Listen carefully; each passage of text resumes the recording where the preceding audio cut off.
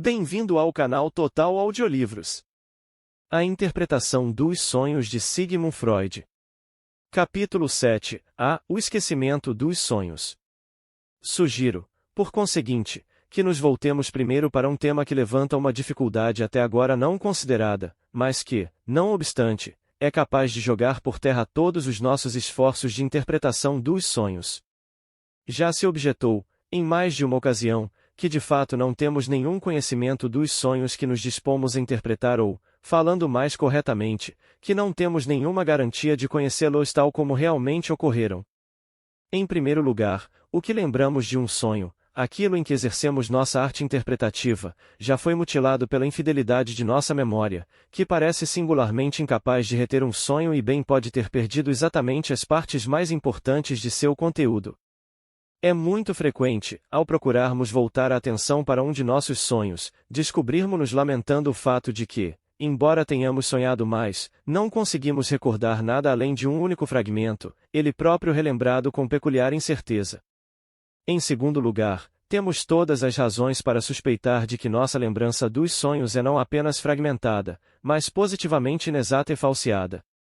Por um lado, podemos duvidar de se o que sonhamos foi realmente tão desconexo e nebuloso quanto é nossa lembrança dele, e, por outro, também se pode pôr em dúvida se um sonho foi realmente tão coerente quanto o é no relato que dele fornecemos, se, na tentativa de reproduzi-lo, não preenchemos com material novo e arbitrariamente escolhido o que nunca esteve lá ou o que foi esquecido, se não lhe acrescentamos adornos e acabamentos, e o arredondamos de tal maneira que não há possibilidade de determinar qual pode ter sido seu conteúdo original.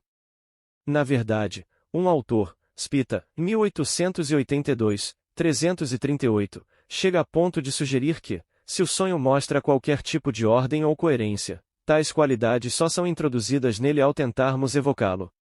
Assim, parece haver um risco de que a própria coisa cujo valor nos propusemos determinar escape-nos completamente por entre os dedos. Até aqui, ao interpretarmos os sonhos, temos desconsiderado tais advertências. Ao contrário, aceitamos como igualmente importante interpretar tanto os componentes mais ínfimos, menos destacados e mais incertos do conteúdo dos sonhos quanto os que são preservados com mais nitidez e certeza. O sonho da injeção de Irma continha a frase "a chamei imediatamente o Dr. M" e presumimos que nem mesmo esse detalhe teria penetrado no sonho, a menos que tivesse uma origem específica. Foi assim que chegamos à história da infortunada paciente a cuja cabeceira eu havia imediatamente chamado meu colega mais experimentado. No sonho aparentemente absurdo que tratou a diferença entre 51 e 56 como um valor desprezível, o número 51 foi mencionado diversas vezes. Em vez de encarar isso como uma coisa banal ou indiferente, inferimos daí que havia uma segunda linha de pensamentos no conteúdo latente do sonho, levando ao número 51, e por essa trilha chegamos a meus temores de que 51 anos fossem o limite de minha vida, em flagrante contraste com a cadeia de pensamentos dominante no sonho, que era pródiga em seu alarde de uma vida longa. No sonho do Anon-Vishit, houve uma interpolação discreta que a princípio me passou despercebida, e como P não conseguisse entendê-lo, Folha me perguntou, etc. Quando a interpretação estancou, retornei a essas palavras e foram elas que me levaram à fantasia infantil que se revelou um ponto nodal intermediário nos pensamentos oníricos.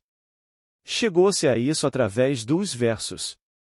Selten abtir mich verstanden. Selten aus verstan ich eus.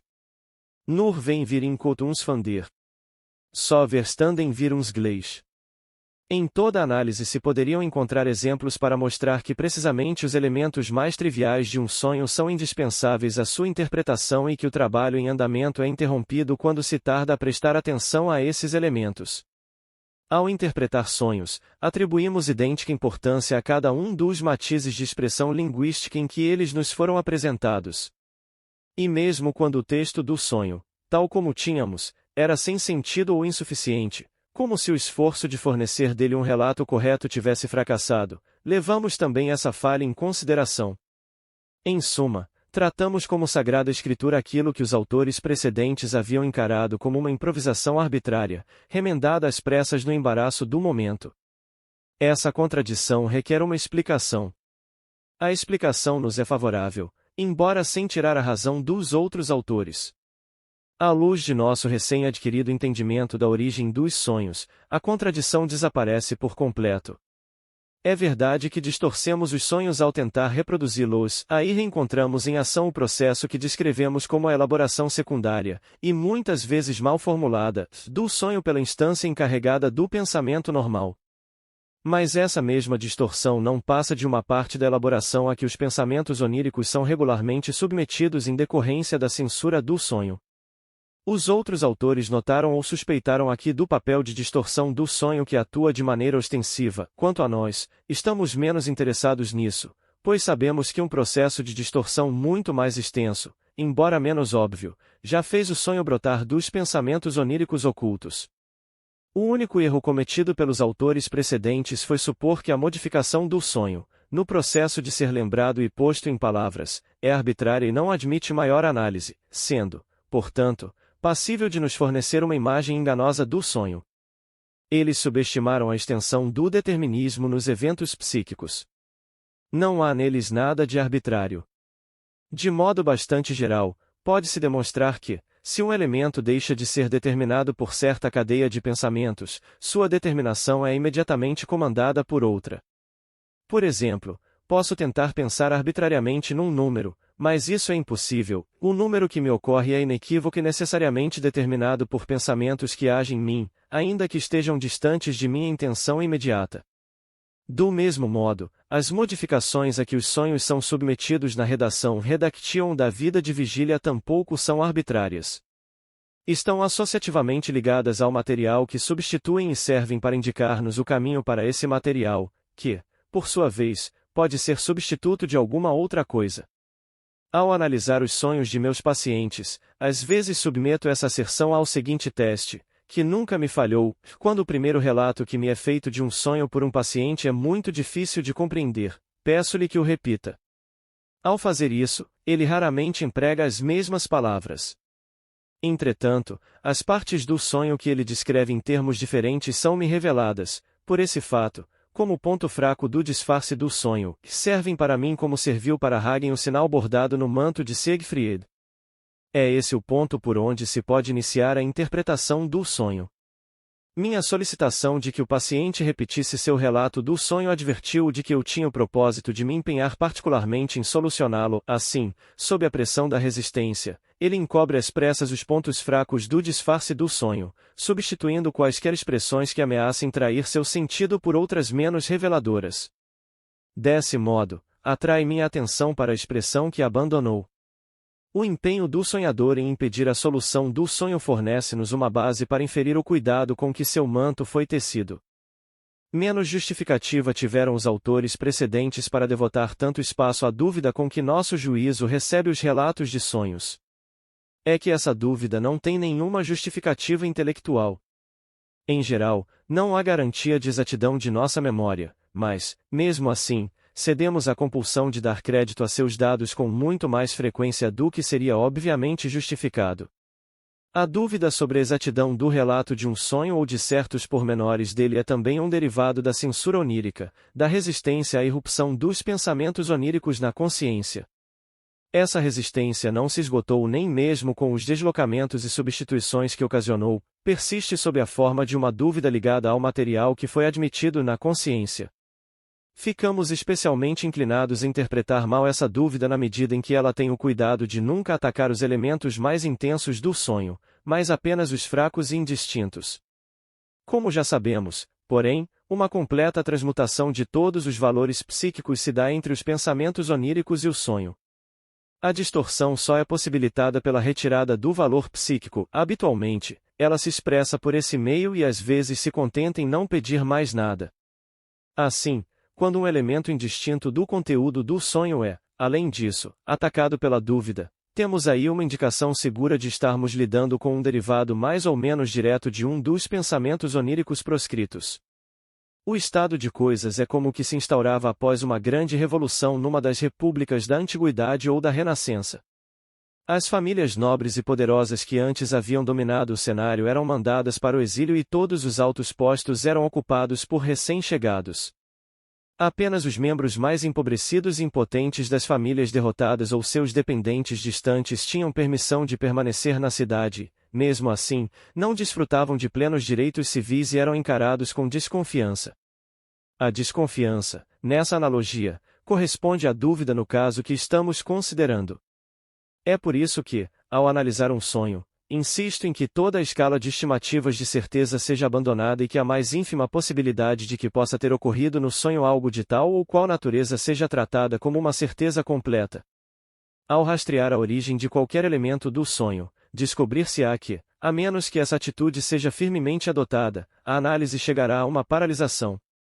Quando se lança qualquer dúvida sobre o valor do elemento em questão, o resultado psíquico, no paciente, é que não lhe ocorre nenhuma das representações involuntárias subjacentes a esse elemento. Esse resultado não é evidente por si só. Não seria absurdo que alguém dissesse, não sei ao certo se tal ou qual coisa entrou no sonho, mas eis o que me ocorre a respeito. De fato, porém, ninguém jamais diz isso, e é precisamente o fato de a dúvida produzir esse efeito de interrupção na análise que a revela como um derivado e um instrumento da resistência psíquica. A psicanálise é justificadamente desconfiada. Uma de suas regras é que tudo que interrompe o progresso do trabalho analítico é uma resistência. Também o esquecimento dos sonhos permanece inexplicável enquanto não se leva em consideração o poder da censura psíquica. Em diversos casos, a sensação de se haver sonhado muito durante a noite e de se haver retido apenas uma pequena parcela disso pode, na realidade, ter outro sentido, por exemplo, o de que o trabalho do sonho esteve perceptivelmente ativo a noite inteira, mas só deixou atrás de si um sonho curto. De certo é indubitável que nos esquecemos cada vez mais dos sonhos à medida que o tempo passa após o despertar, muitas vezes os esquecemos apesar dos mais esmerados esforços de relembrá-los. Entretanto, sou de opinião que a extensão desse esquecimento costuma ser superestimada e de maneira similar se superestima o grau em que as lacunas do sonho limitam nosso conhecimento dele. Com frequência, se pode resgatar, por meio da análise, tudo o que foi perdido pelo esquecimento do conteúdo do sonho, pelo menos, num número bastante grande de casos, pode-se reconstruir, a partir de um único fragmento remanescente, não o sonho, é verdade, o que, de qualquer modo, não tem nenhuma importância, mas todos os pensamentos oníricos. Isso exige certa dose de atenção e autodisciplina na condução da análise, isto é tudo, mas mostra que não faltou a atuação de um propósito hostil, isto é, resistente no esquecimento do sonho. Uma prova convincente do fato de que o esquecimento dos sonhos é tendencioso e serve aos propósitos da resistência é fornecida quando se tem a possibilidade de observar, nas análises, um estágio preliminar de esquecimento. Não é infrequente que, no meio do trabalho de interpretação, uma parte omitida do sonho venha à luz e seja descrita como tendo sido esquecida até então. Ora, uma parte do sonho assim resgatada do esquecimento é, invariavelmente, a mais importante, situa-se sempre no caminho mais curto para a solução do sonho e por isso foi mais exposta à resistência do que qualquer outra parte. Entre os exemplos de sonhos dispersos neste volume, há um em que parte do conteúdo foi assim acrescentada como uma reflexão posterior. Trata-se do sonho em que me vinguei de 2 desagradáveis companheiros de viagem e que tive de deixar quase sem interpretação por ser grosseiramente indecente. A porção omitida era a seguinte, eu disse em inglês, referindo-me a uma das obras de Schiller, It is from, mas, notando o engano, corrigi-me, It is by, sim, comentou o homem com sua irmã, ele disse isso corretamente. As autocorreções nos sonhos, que parecem tão maravilhosas a certos autores, não precisam ocupar nossa atenção. Indicarei, em vez disso, a lembrança que serviu de modelo para meu erro verbal nesse sonho. Quando tinha 19 anos, visitei a Inglaterra pela primeira vez e passei um dia inteiro nas praias do mar da Irlanda. Naturalmente, regalei-me com a oportunidade de recolher animais marinhos deixados para trás pela maré e estava ocupado com uma estrela do mar. As palavras ao turto e ao loture lesma do mar ocorreram no início do sonho, quando uma encantadora garotinha aproximou-se de mim e perguntou, e é uma estrela do mar? Está viva? It is alive, sim, respondi. Está viva a He is alive e, em seguida, embaraçado com meu erro, repeti a frase corretamente. O sonho substituiu o erro verbal então cometido por outro em que um alemão está igualmente sujeito a incorrer, e das Buches von Schiller deveria ser traduzido não por Afron, mas por Abai. Após tudo o que já aprendemos sobre os propósitos do trabalho do sonho e sua escolha afoita de métodos para atingi-los, não ficaremos surpresos em saber que ele efetuou essa substituição por causa do magnífico exemplo de condensação possibilitado pela identidade fonética entre o inglês Afron e o adjetivo alemão Afron a devoto, beatífico. Mas como foi que minha inocente lembrança da beira-mar entrou no sonho? Ela funcionou como o exemplo mais inocente possível de meu emprego de uma palavra indicativa de gênero ou sexo no lugar errado, de eu trazer à baila o sexo, a palavra re, aonde ele não era cabível. Essa, aliás, foi uma das chaves para a solução do sonho.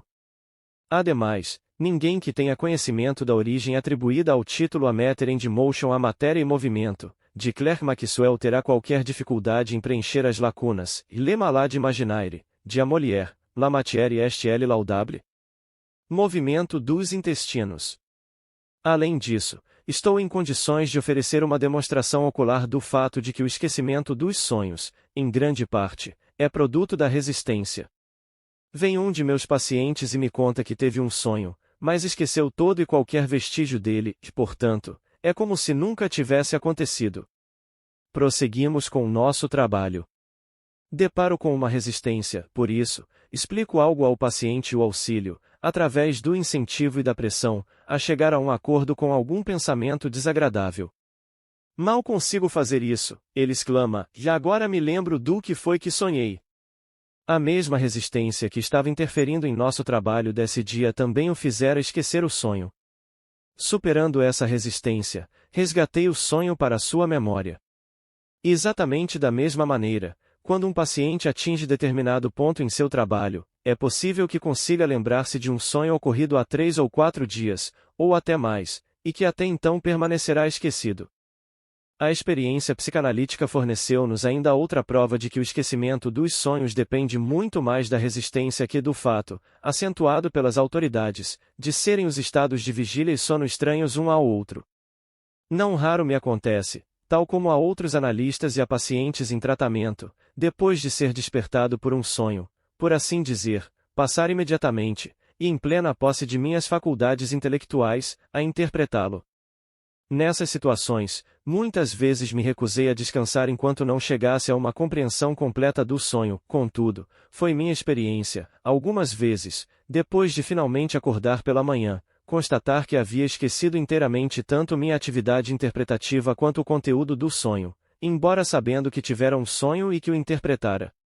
É muito mais frequente o sonho arrastar consigo para o esquecimento os resultados de minha atividade interpretativa do que minha atividade intelectual conseguir preservá-lo na memória. Não obstante, não existe entre minha atividade interpretativa e meus pensamentos de vigília o abismo psíquico que as autoridades supõem para explicar o esquecimento dos sonhos. Morton Prince, 1910-141, levantou objeções à minha explicação do esquecimento dos sonhos, mediante a alegação de que o esquecimento é apenas um caso particular da amnésia ligada aos estados mentais dissociados, de que é impossível estender minha explicação dessa amnésia especial a outros tipos e de que, por conseguinte, minha explicação é destituída de valor até mesmo para seu propósito imediato. Seus leitores são assim lembrados de que, ao longo de todas as descrições que faz desses estados dissociados, ele nunca tentou descobrir uma explicação dinâmica para tais fenômenos. Se o tivesse feito, teria inevitavelmente descoberto que o recalque, ou, mais precisamente, a resistência criada por ele, é a causa tanto das dissociações quanto da amnésia ligada ao conteúdo psíquico destas. Uma observação que pude fazer durante a preparação deste manuscrito mostrou-me que os sonhos não são mais esquecidos do que outros atos mentais e podem ser comparados, sem nenhuma desvantagem, com outras funções mentais, no que concerne à sua retenção na memória. Eu havia conservado registros de um grande número dos meus próprios sonhos que, por uma razão ou outra, não pudera interpretar por completo na época ou deixará inteiramente sem interpretação. E agora, passados 1 a 2 anos, tentei interpretar alguns deles com a intenção de obter mais material para ilustrar meus pontos de vista. Essas tentativas tiveram êxito na totalidade dos casos, a rigor, pode-se dizer que a interpretação progrediu com mais facilidade após esse longo intervalo do que na época em que o sonho era uma experiência recente. Uma possível explicação disso é que, entre mentes, superei algumas das resistências internas que antes me obstruíam. Ao fazer essas interpretações posteriores, comparei os pensamentos oníricos que evocara na época do sonho com a produção atual, geralmente muito mais abundante, e constatei que os antigos estavam sempre incluídos entre os novos. Meu assombro diante disso foi prontamente sustado pela consideração de que, desde longa data, desenvolvi o hábito de fazer com que meus pacientes, que às vezes me contam sonhos de anos anteriores, interpretem-nos, pelo mesmo procedimento e com o mesmo sucesso, como se os houvessem sonhado na noite anterior. Quando chegar à discussão dos sonhos de angústia, apresentarei 2 exemplos dessas interpretações adiadas. Fui levado a fazer minha primeira experiência dessa natureza pela justificável expectativa de que nisso, como em outros aspectos, os sonhos se comportariam como sintomas neuróticos. Quando trato um psiconeurótico, um histérico, digamos, pela psicanálise, sou forçado a chegar a uma explicação tanto dos sintomas mais primitivos e há muito desaparecidos de sua doença quanto dos sintomas contemporâneos que o trouxeram a mim para tratamento e, a rigor, considero o problema primitivo mais fácil de solucionar do que o imediato. Já em 1895, foi-me possível dar uma explicação, nos estudos sobre a histeria Breuer e Freud, 1895, do primeiro ataque histérico que uma mulher com mais de 40 anos tivera aos 15 anos de idade. Essa paciente era a Sra. Cassilie M., mencionada ao final do caso clínico 5. E quero aqui mencionar alguns outros pontos um tanto desconexos sobre a questão da interpretação dos sonhos, que talvez ajudem a orientar os leitores que se sintam porventura inclinados a conferir minhas afirmações mediante um trabalho posterior com seus próprios sonhos. Ninguém deve esperar que uma interpretação de seus sonhos lhe caia no colo como um maná dos céus. A prática é necessária até mesmo para perceber fenômenos entópicos ou outras sensações de que nossa atenção está normalmente afastada, e isso ocorre apesar de não haver nenhum motivo psíquico lutando contra tais percepções. É decididamente mais difícil captar as representações involuntárias. Quem quer que procure fazê-lo deve familiarizar-se com as expectativas levantadas nesta obra e, de acordo com as regras nela estabelecidas, esforçar-se, durante o trabalho, por se abster de qualquer crítica, qualquer parti-pris e qualquer inclinação afetiva ou intelectual. Deve ter em mente o conselho de Claude Bernard aos experimentadores de um laboratório de fisiologia, travailler comme une bête, isto é, trabalhar com a mesma persistência de um animal e com idêntica despreocupação com o resultado. Se esse conselho for seguido, já não será difícil a tarefa.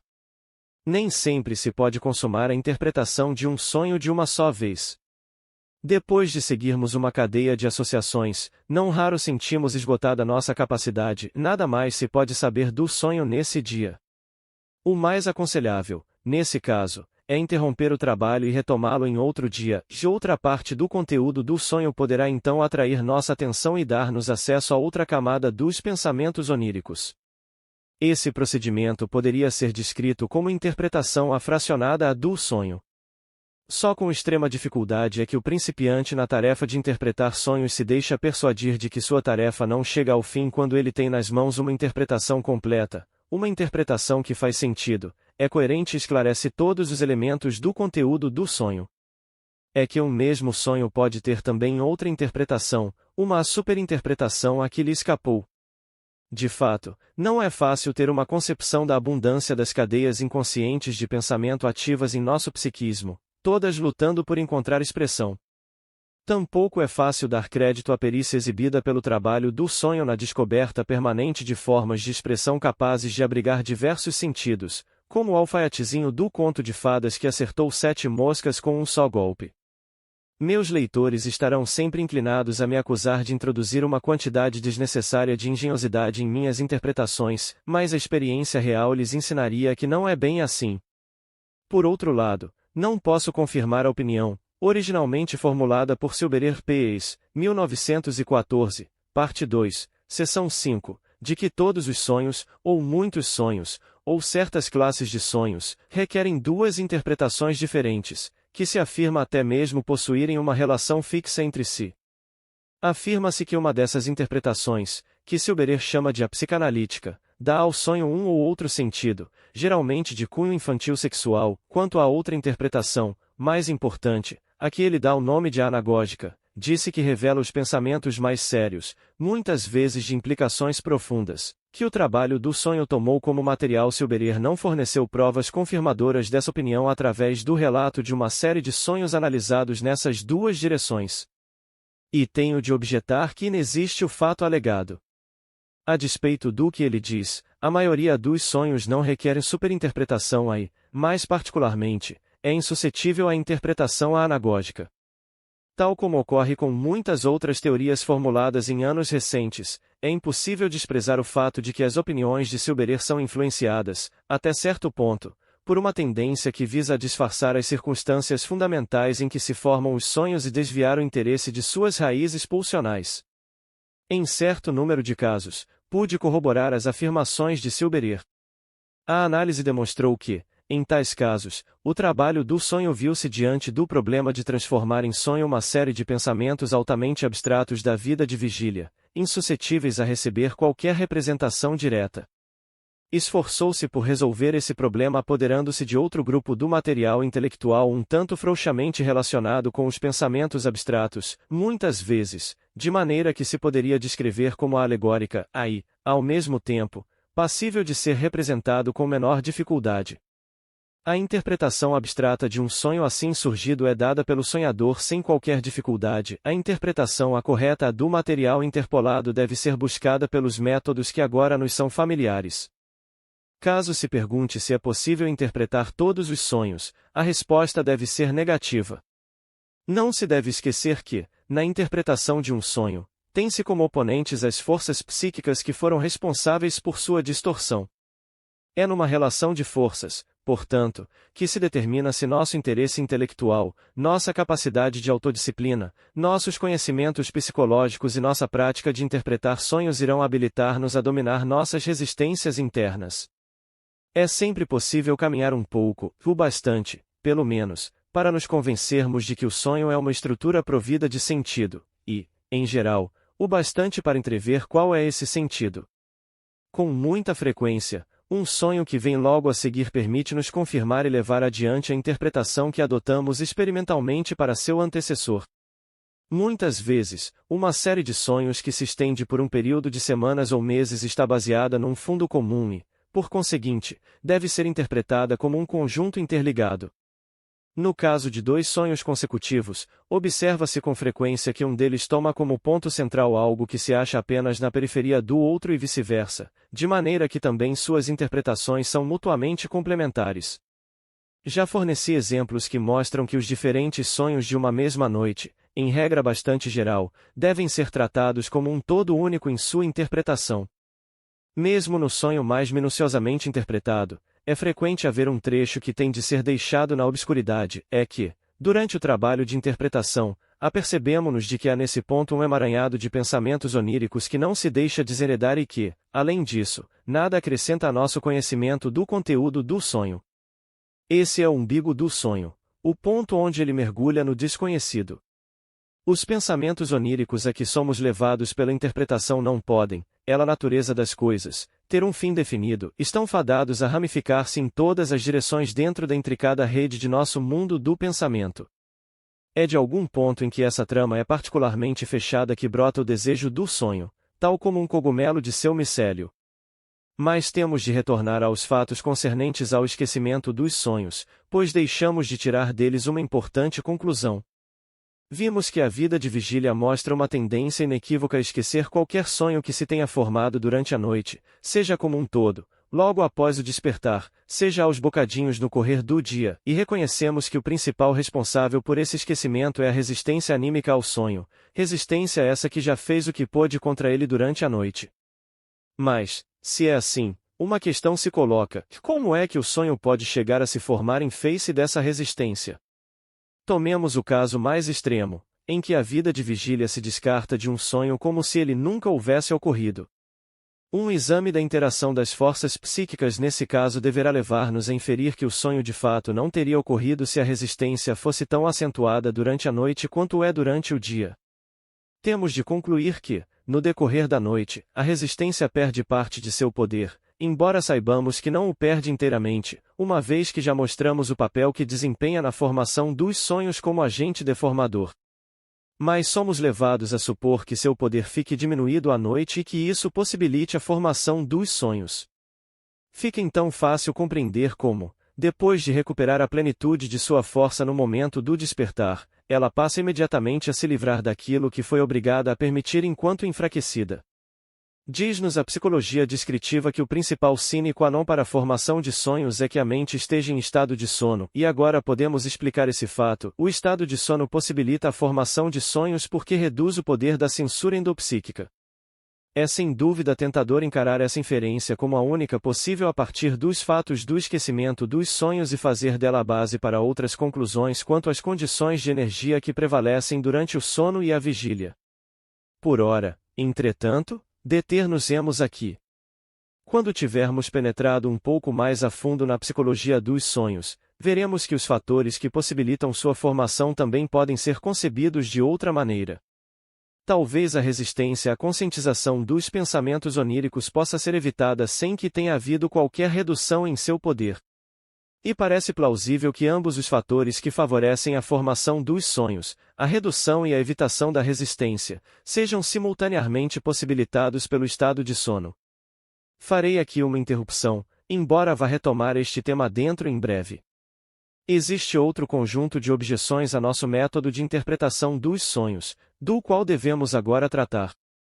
Nosso procedimento consiste em abandonar todas as representações meta que normalmente dirigem nossas reflexões, focalizar nossa atenção num único elemento do sonho e, então, tomar nota de todos os pensamentos involuntários que possam ocorrer-nos a propósito dele. Tomamos então a parte seguinte do sonho e repetimos o processo com ela. Deixamo-nos impelir por nossos pensamentos, qualquer que seja a direção em que nos conduzam, e assim vagamos a esmo de uma coisa para outra. Mas nutrimos a firme crença de que, no final, sem qualquer intervenção ativa de nossa parte, chegaremos aos pensamentos oníricos de que se originou o sonho. Nossos críticos objetam a isso nos seguintes termos: não há nada de maravilhoso no fato de um elemento isolado do sonho nos conduzir a algum lugar, toda representação pode ser associada com algo. O que é excepcional é que uma cadeia de pensamentos tão arbitrária e sem objetivo nos leve aos pensamentos oníricos. A probabilidade é que nos estejamos iludindo. Seguimos uma cadeia de associações que parte de um elemento até que, por uma razão ou outra, ela parece romper-se. Se tomarmos então um segundo elemento, é de se esperar que o caráter originalmente restrito de nossas associações se estreite, pois ainda temos a cadeia anterior de associações em nossa memória e, por essa razão, ao analisarmos a segunda representação onírica, é mais provável que esbarremos em associações que tenham algo em comum com as da primeira cadeia. Iludimo-nos então com a ideia de havermos descoberto um pensamento que é um ponto de ligação entre dois elementos do sonho. Uma vez que nos damos total liberdade para ligar os pensamentos como bem entendermos, e visto que, na realidade, as únicas transições que excluímos de uma representação para outra são as que vigem no pensamento normal, não teremos nenhuma dificuldade, com o correr do tempo, em compor, a partir de alguns pensamentos intermediários, algo que descrevemos como sendo os pensamentos oníricos e que, embora sem qualquer garantia, pois não dispomos de outros conhecimentos do que sejam os pensamentos oníricos, alegamos ser o substituto psíquico do sonho. Mas tudo isso é completamente arbitrário, estamos meramente explorando ligações fortuitas de uma maneira que propicia um efeito engenhoso. Assim, quem quer que se dê a todo esse trabalho inútil poderá escogitar para qualquer sonho a interpretação que mais lhe aprouver. Se de fato nos levantassem tais objeções, poderíamos defender-nos apelando para a impressão causada por nossas interpretações, para as surpreendentes ligações com outros elementos do sonho que emergem enquanto seguimos uma de suas representações isoladas, e para a improbabilidade de que se pudesse chegar a algo capaz de dar uma explicação tão exaustiva do sonho senão seguindo ligações psíquicas já estabelecidas.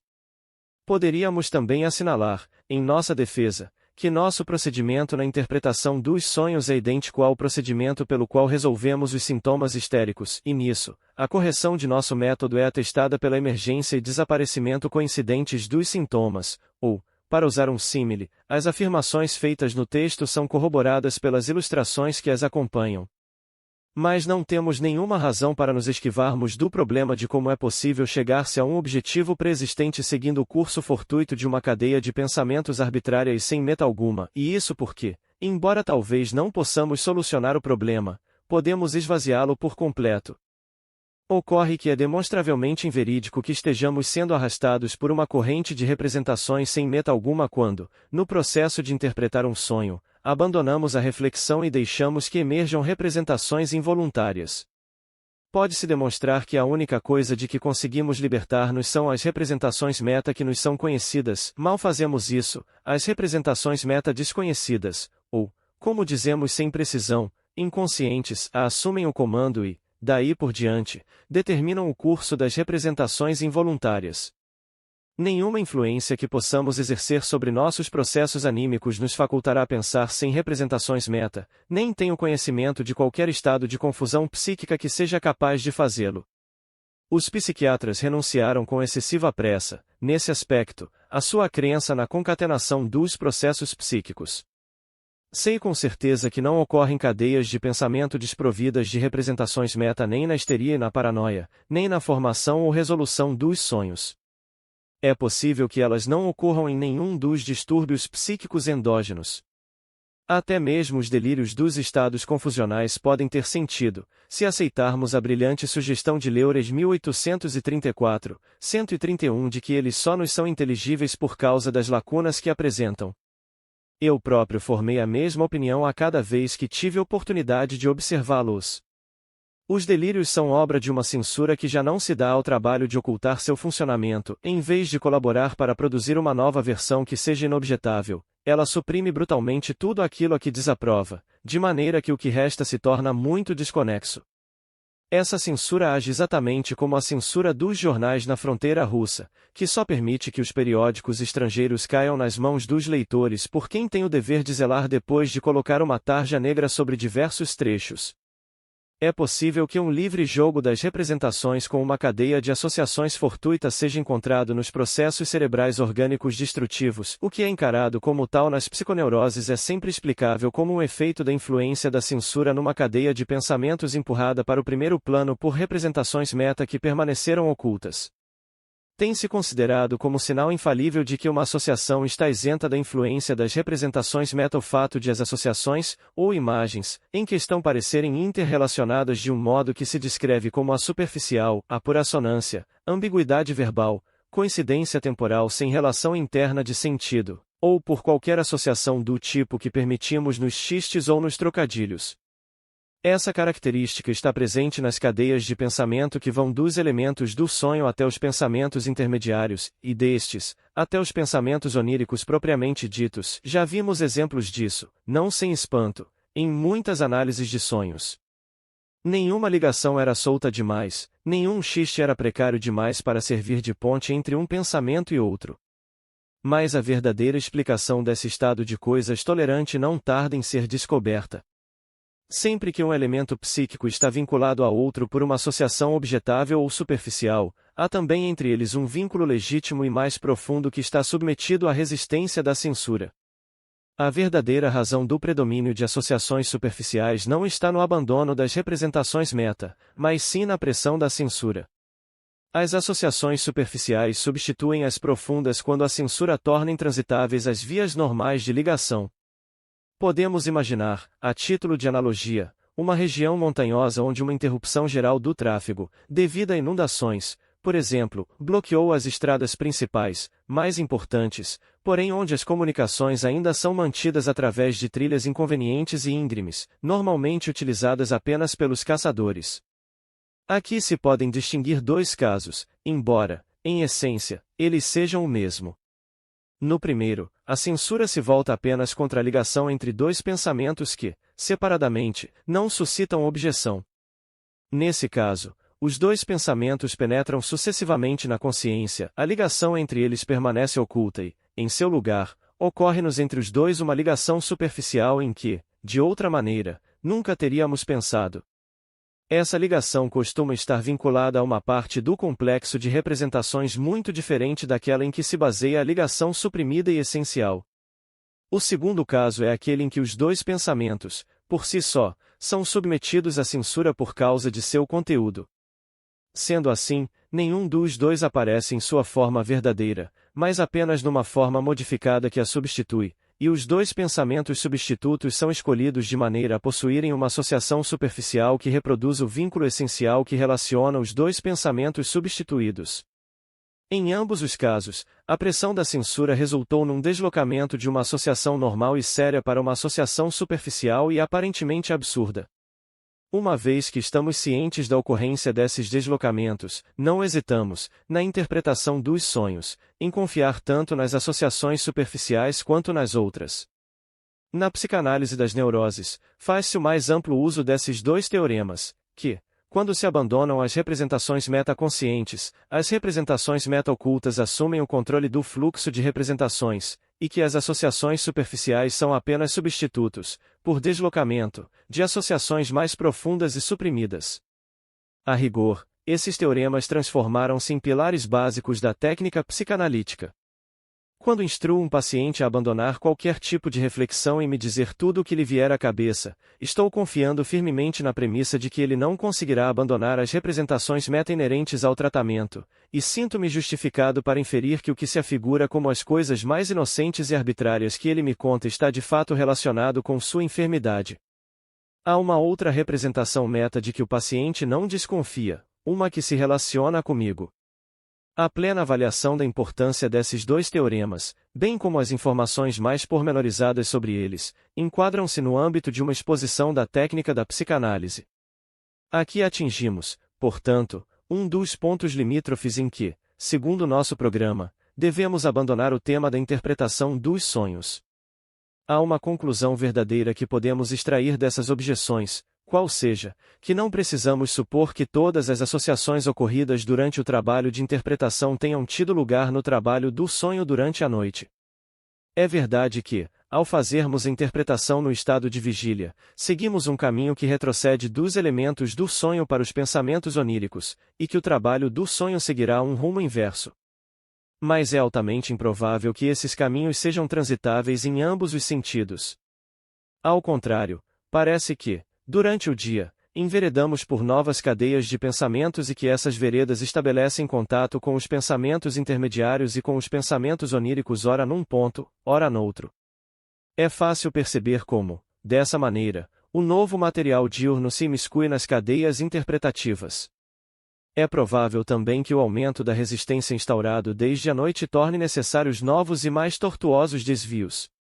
O número e a natureza dos fios colaterais que assim tecemos durante o dia não tem a menor importância psicológica, desde que nos conduzam aos pensamentos oníricos de que estamos à procura. Obrigado por visitar o canal Total Audiolivros.